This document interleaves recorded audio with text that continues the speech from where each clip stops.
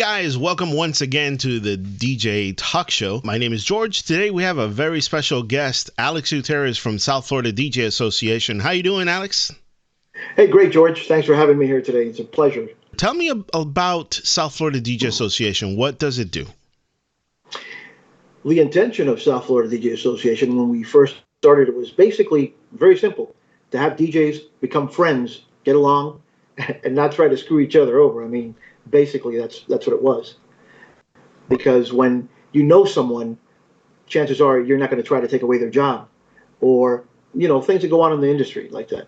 Right. So it was kind of to standardize procedures and standardize pricing and things like that, right? That was the long-term goal, No. The long-range goal. That would have been great. But at the beginning, we just wanted to get DJs talking to each other instead of being a one-man island where everyone was fighting each guerrilla other. Warfare. Exactly. Right. And that's the way it was before. I know when I joined up, I became friends with a lot of the DJs that are in the association, and that did help us out because they know that I work here, so don't step on my job because this is where I've been for 20 years or whatever, and not try to undercut and say, oh, well, George works over there, so we'll leave him alone, and not try to go and undercut me. Exactly, because before that, you were just a faceless DJ. Correct. They had nothing to know you by. They didn't know who you were, so they figured you're fair game. Got it. Got it. Yeah. I'm glad that the South Florida DJ Association does that for us. I do appreciate you guys doing what you do. We're going to join forces with the South Florida DJ Association, doing some tips and some information coming from the DJ's perspective. That way you guys know exactly how we feel.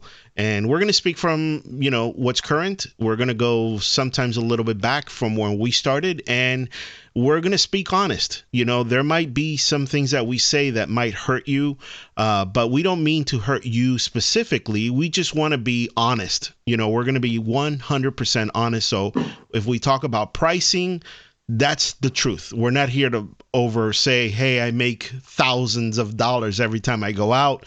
We're going to say what we do, be honest, and that's what we're here for. So, Alex, what is the topic for today? What do you have in mind? One of the things I've been seeing lately is the client could be a wedding, could be an event. It also could be a club owner. Okay. And it usually happens more, I think I've seen it in the wedding settings and the private party settings, where they come up to you with a playlist. And it's something that is the norm right now, but takes a little bit getting used to from an old school guy like myself. Okay. So you're saying that when clients hire us DJs, before in the day, 10 years ago, we used to be hired for our knowledge and for our music and for hiring a professional. And nowadays, we go to an event and they basically say, I'm hiring you, but here's also the playlist that you're going to play off of, or here's my Spotify list. Is that what you're referring to? I'm hiring you. Correct. I'm hiring your speakers. I'm hiring your lights. I'm hiring everything except your music. Wow. Because I'm going to tell you what to play. Right. I mean, this is the way I look at it when I see these guys saying, oh, look at this playlist that was just given to me. I said, I mean, people used to say, hey, I want you to go do your thing at my wedding. I want you to go do your thing at my party. My thing is because they know me and I established a reputation in the community, and they said, that guy plays this and he plays like this and he plays like that, and just leave him alone. He'll get the dance floor popping. But now it's like, here, this is what's going to get the dance floor popping. And I think 9 times out of 10, I may be wrong, they're wrong. Right. They're incorrect. Right. Well, we all know that as mobile DJs, where the bride and groom give you the playlist and they say, okay, play this during the reception, and the music is obviously not in the right tone for that reception, and you have to refer back to your classics that work. And obviously, if you're an established DJ that you have shown to the world. Style. Yeah, shown to the world that you are, let's say, for example, a retro DJ that plays yacht rock or disco, you're known for that, right? So, of course. So they're not going to go and say, hey, Alex, I need you to do a brand new hip hop set and throw in trap and throw in some jungle and throw in, that's just going to blow your mind out. That's another topic. That's another topic in itself, as far as DJs that go out and say, "Yeah, okay, I'll do that," but we won't talk about that today. Yeah. No, But you're right. we could touch on that. We can definitely I touch on mean, that. when they hire someone, they hire someone for their skill. I'm talking about the way it used to be, at least. They hire somebody for your skill and for your judgment of the dance floor to get the dance floor going.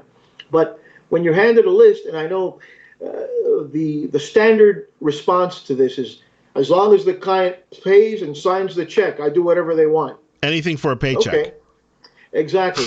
And if that's the case, then more power to you. Go ahead and make your paycheck.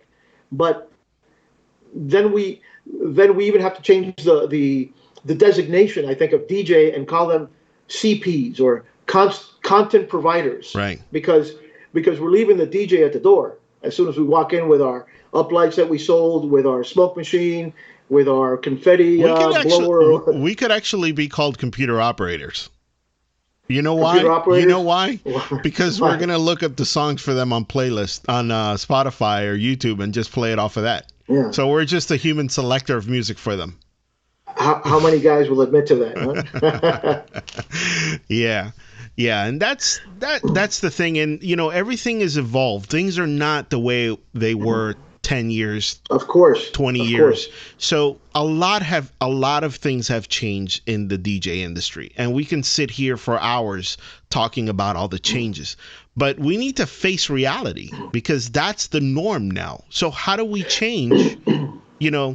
We can find out what the client's objective is for an event and say, I want you to do this, I want you to do this and this, but then tell the client, I said, you're hiring a professional.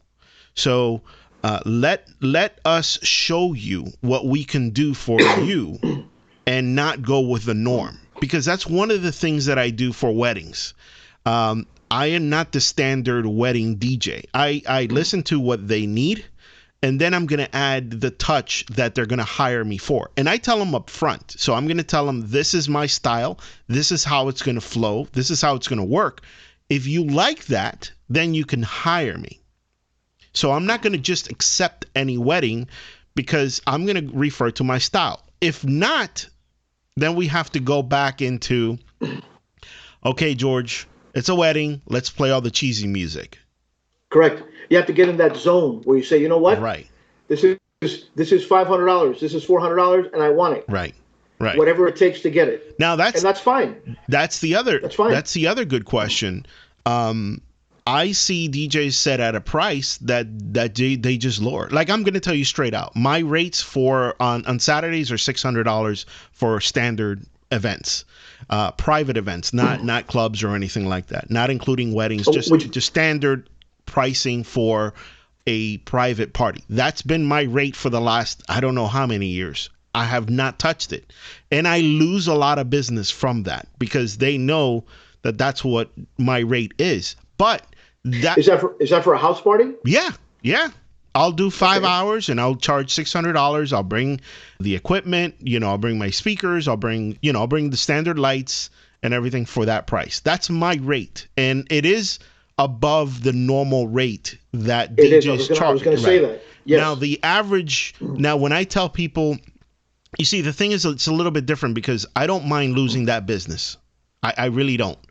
I want people that hire me to hire who I am.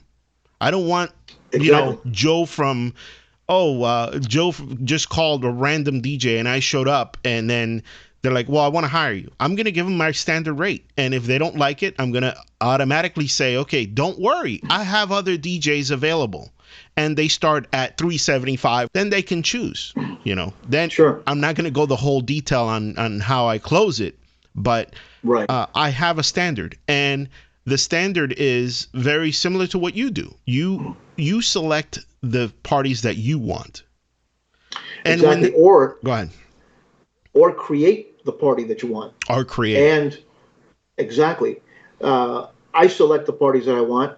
I've played clubs and events and all sorts of stuff. And if somebody calls me for something that I don't feel that I'm going to have a good time at this stage in my career, if you want to call it that, right. I'm not going to do it. Right. I'm not going to do it, because I'm not going to sit there and press a button all night long and hear stuff that I don't want to. I'd rather stay home. That's correct. And not because I don't want to make the money. I want the money, believe me. Right. But I also want to have a good time, and I want to enjoy DJing. And what you just said is very similar to what I was referring to. I just don't want to get out of my house for anything less. And I don't also want to take the event and then be miserable at that event. Now, Go ahead. Now that has nothing to do with a bar, a club, or a lounge. That's completely what I just said before. Throw that out of the box. Nobody's paying that amount of money for a DJ. The average, and I'll tell you straight out, the average of these bars are anywhere between $150 and $300. That's what they pay. That's it. Tops. That's it. That is it. I don't care who you are, unless you're the promoter, unless you're the headlining DJ, unless you put it together, you're gonna get more money than that. But the average, $150 to $300. That's it. Right. And 300. Yeah. And I've heard 75 for 4 or 5 hours too. Easy. I'm just saying. Very easy. I'll tell you. I've heard you it. Were saying, yeah, for sure. I will go out and I'll do an event for less money if I'm going to enjoy it. Correct. I agree. Wouldn't you? I agree. Yes. Absolutely. Yeah. Absolutely. If they say, "Hey guys, I only have $300 or $250, but you get to play what you want to play and you're going to set the vibe," let's do it. I mean, I do those when I advertise on Facebook that I'm doing a public event. It's because of that. Either I'm covering somebody else or but I make sure that they know that when they get there, they're going to hear George's style. They're not going to go and hear the same stuff that they normally hear when the other DJ was covering. And I tell them straight out. I said, I'm not doing your style. And that's a great point, because George's style, if you get enough people that like George's style, they follow. What's that called? What's that following. Called? It's a following. Exactly. It's a following. The famous following that everybody asks, do you have a following? Right. How can you make a following if you're playing the same stuff everybody else is? Right. How can you create a following? Right. And you have done that too with I don't know if you want to talk about it, but you have done that with the with the yacht rock. That is, you now have a following. That's exactly. We're surprised that we're playing this type of music in bars and people are getting into it. Of course. It's incredible. But we created that. We were the first to do it here, Juan Love and myself, and it's incredible. And anyone out there can do that with drawing from their history or their musical history and say, hey, let me try this song. Like you said, jungle, bass. Whatever it might be, yeah. Exactly. They can do a specialty show. And I'm sure there's like-minded people out there all over the place who say, man, we don't have a place to go and listen to jungle. Right. Or, anything like that. Right. And I was talking to DJ Decade on a previous episode that he was saying that he makes himself different by playing remixes. And then we had some people commenting on the forum saying, well, everybody has remixes, so is that really a style? It can be. It can be. For example, if you play only disco house remixes of certain songs, and you're a disco house person. But in that genre. Right. If you play remixes of songs, I personally, I'm not a fan of the remix. Okay. I know I'm switching the topic a little bit, but hear me out. All of these DJs that are out there, they call themselves mainstream DJs. And then they want to be different from each other. Well, I'm better than this guy because why? You're playing the same music the other guy's playing. Exactly. So what's making you different? What's making you unique? Yeah, chances are people aren't really listening to the music that you're playing. Yeah. Which, by that I mean, if you play a remix of something, they're not listening, and they probably sometimes they'll want the original instead of the remix, especially with today's hit. That's exactly what somebody went up to him and said, hey, could you play the original? Could you not play nonstop remix after remix after remix? Somebody approached them. And that's the changes that you were talking about that have been occurring in the last 10 years. Right. Now you're playing a remix and you want to play the original version. Hey, all you got to do is just play it. no one's going to notice. No. No one's going to care, which surprises me as a DJ. Right. That no one cares if you stop that remix and you start that other song. Right. Yeah. And that's one thing that I have done when I do the live mashups. I'll start with a remix and then I'll go into the original. If I'm playing Regulators by Warren G, and I'll go into Michael McDonald, but I'll go into the original. Literally the original file, and I'll let it play. Yeah. And I'll let it play. Yeah, exactly. I'll let it play for a little while, and then I'll come back and bring the original. But I'm doing it live. I'm not doing it, because I got a remix that was redrummed that somebody else made. No, exactly. Right. I mean, when I worked for Spanish radio stations, we used to get remixes all the time to do for Latin artists. And my philosophy for doing a remix was change it up, but be as true to the original as possible. Because people want to hear what they're used to hearing. If you all of a sudden go into left field, that is true. They're going to say, what? And they're going to be bothered by it, especially in Latin music where they know every word and every nuance of the song. That's right. So imagine that you're playing, whatever the popular song is now with a remix, and there's an inkling of it in the background, but the rest is just noise. Right. Or the hook is coming, but then the hook is replaced by something else, and then they're ready to sing it and get excited, and it's not there. It's disappointing. Right. It's disappointing. Right.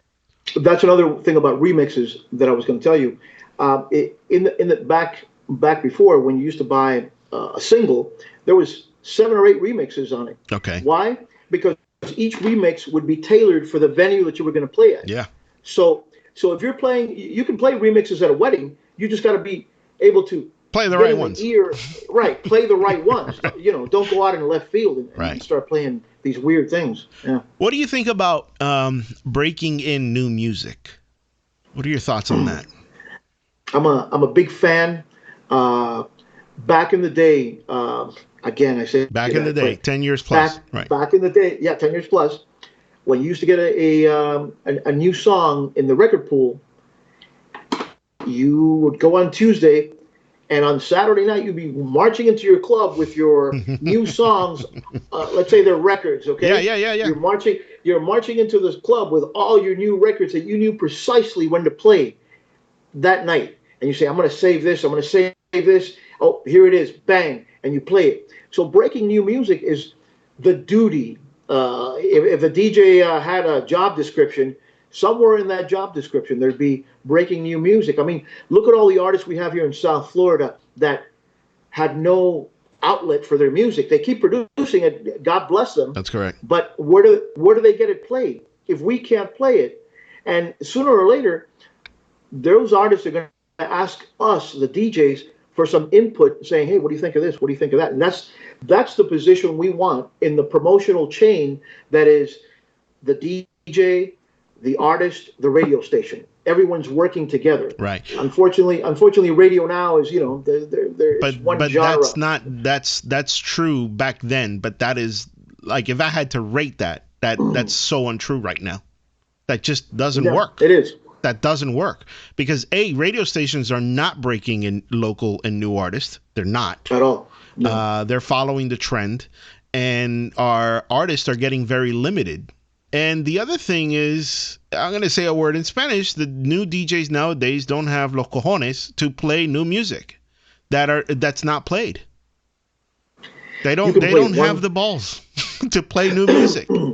That's probably true. You can play one song in your set, one song, and pick that song that you think, wow, because you're creating that hit.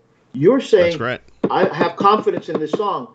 Look at me. I have my DJ powers. I'm going to play this song. And people are going to say, hey, they're either going to say, wow, man, that sucks. Or they're going to say, hey, what is that? Right. And you fine tune your way that you're looking at your crowd when you do that. Right. And just to let you guys know, the younger generation, and I mean younger generations, DJs that are now starting out, 15, 16, 17, 18 years old, 20 years old, don't be afraid to, when you get your record pool or wherever you download your music, listen to the songs that are in there.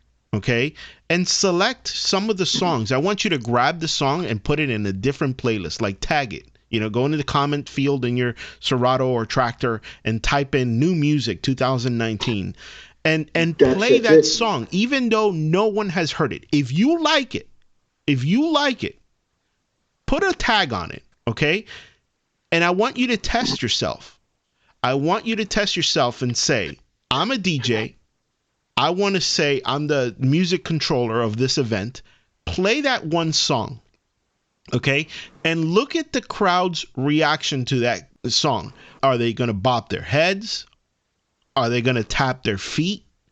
Are they going to move? Are they going to dance? Are they going to react to it? Do they even know the song? They might start singing it, and you might be completely shocked that a song that you never heard of, but you like it, somebody else out there already knows it, and they're loving it. And it was the DJ's job to play that hit.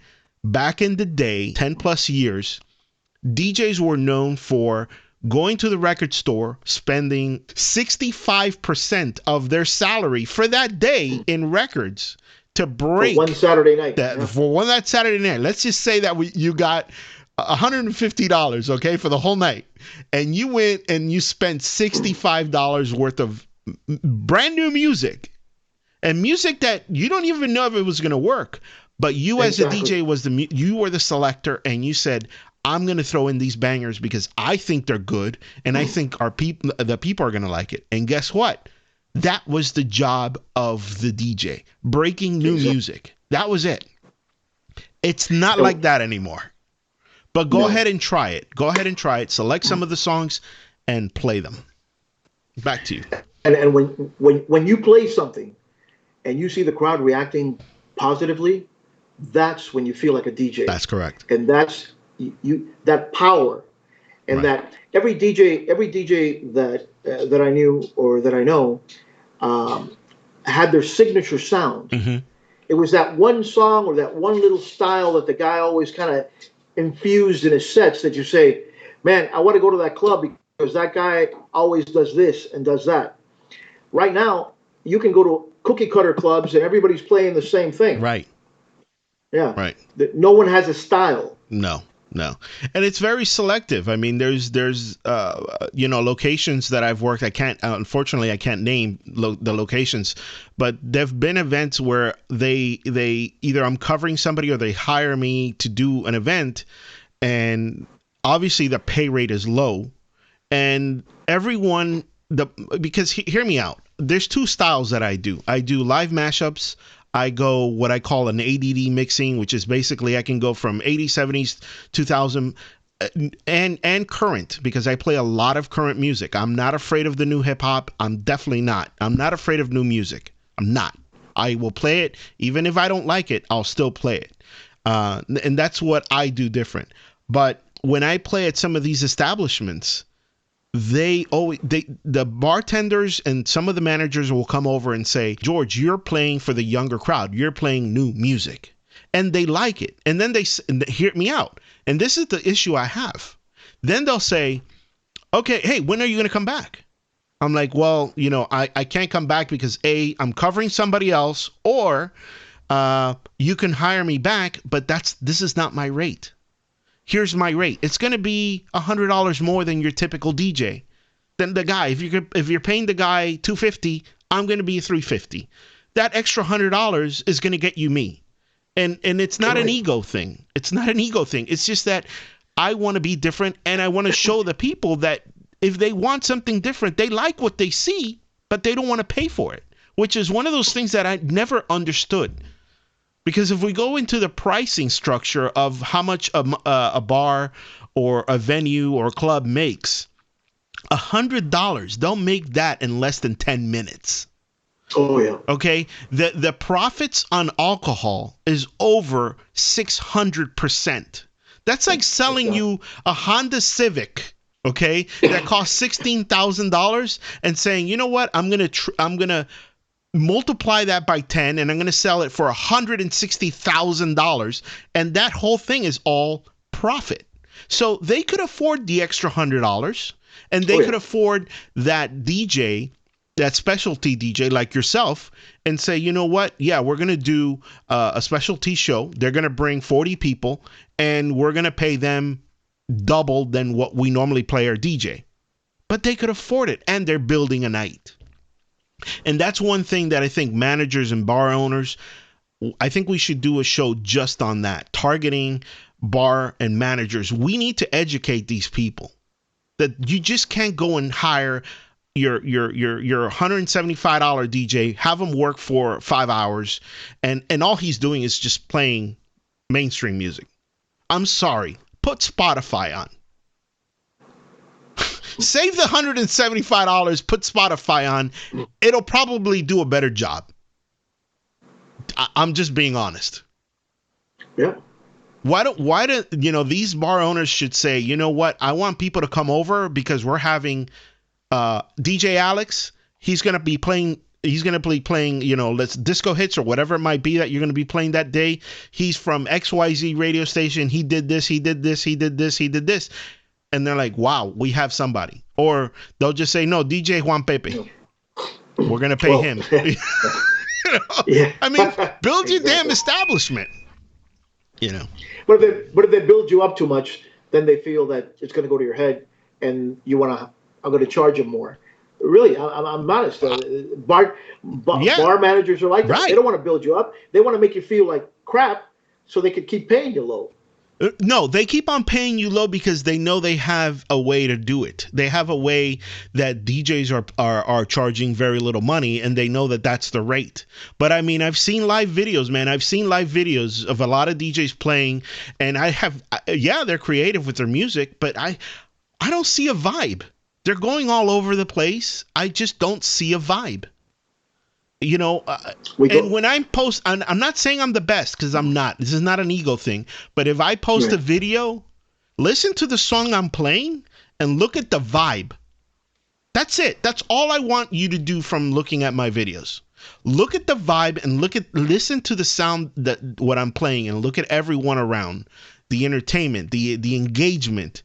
That's what cost you $100 more, but you refuse to pay it. So we need to educate these people.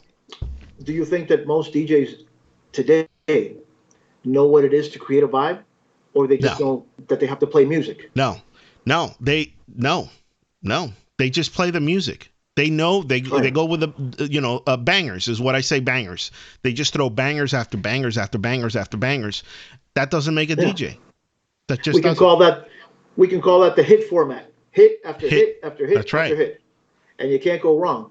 So creating a vibe is something that's very important that we need to do, and we need to explain what that is. Yeah, we do. So how far are we? We're 30 minutes on the show. Do you want to wrap it up, or do you want to say a couple of last minute things and then maybe do another quick show right after this just to have it in the bank?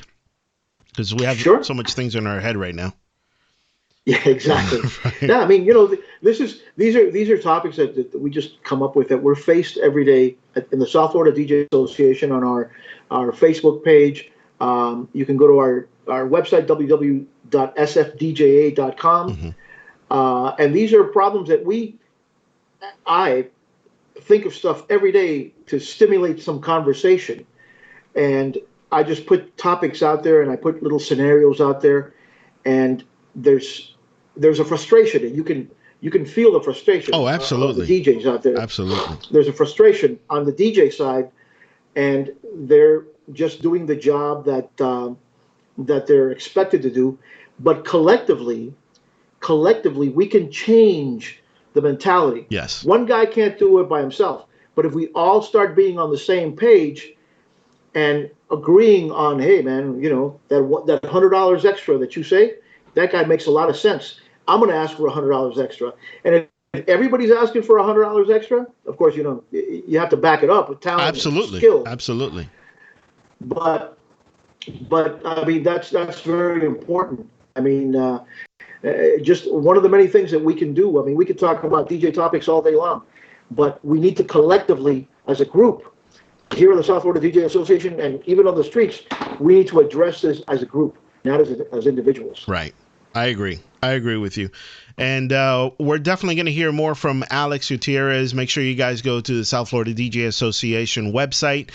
Search for it also on Instagram. Search for it on Twitter, and especially on the Facebook group. There's a lot of talent in there, and they ask a lot of questions, man. We can sit here hours talking, and this is our first show. We know we went a little bit of a rant. We went all over the place, but we just have so much things in our mind that we want to speak about, and we're trying to throw it all in 30 minutes, which we can't. So we're going to wrap this one up, but definitely Alex is going to be a standard here in the forum, and we are going to talk about everything. So, by the way, guys, I need you guys to comment below, okay, on the video. Doesn't matter where you found this link, just comment below and let us know what topics you want us to talk about. What do you guys think of what we spoke about? Good or bad, doesn't matter. It's not going to hurt my feelings. Say whatever you want, whatever it is that you need. Say whatever it is that's in your heart. And remember, we're here to, we're always learning. We don't know everything, but we are sharing the knowledge that we know from being DJs for such a long time. We see the industry change. We're adapting to the new changes, and we want to hear from all DJs, okay? Don't be closed-minded, people. Please don't be closed-minded. Don't refer to how it was 40 years ago. That's long gone. It's long gone. Let's go with what's current now, and let's see how we can change and we can better ourselves. All right, Alex, you last words, man. No, great. I mean, this is a great outlet for the passion that we have inside. This is what we love to talk about. We love to talk about DJing because there's much more than just a laptop and a couple of speakers and your uplights. There's a passion that burns inside that makes us want to do more and more musically. All right, guys, with that said, thank you so much, Alex Gutierrez from the South Florida DJ Association. I am George Jett, also known as 360 Mix, and you can see us right here at the DJ Talk Show and at South Florida DJ Association. Good night to everyone. Guys, comment. We can't do this without your comments. Thanks so much.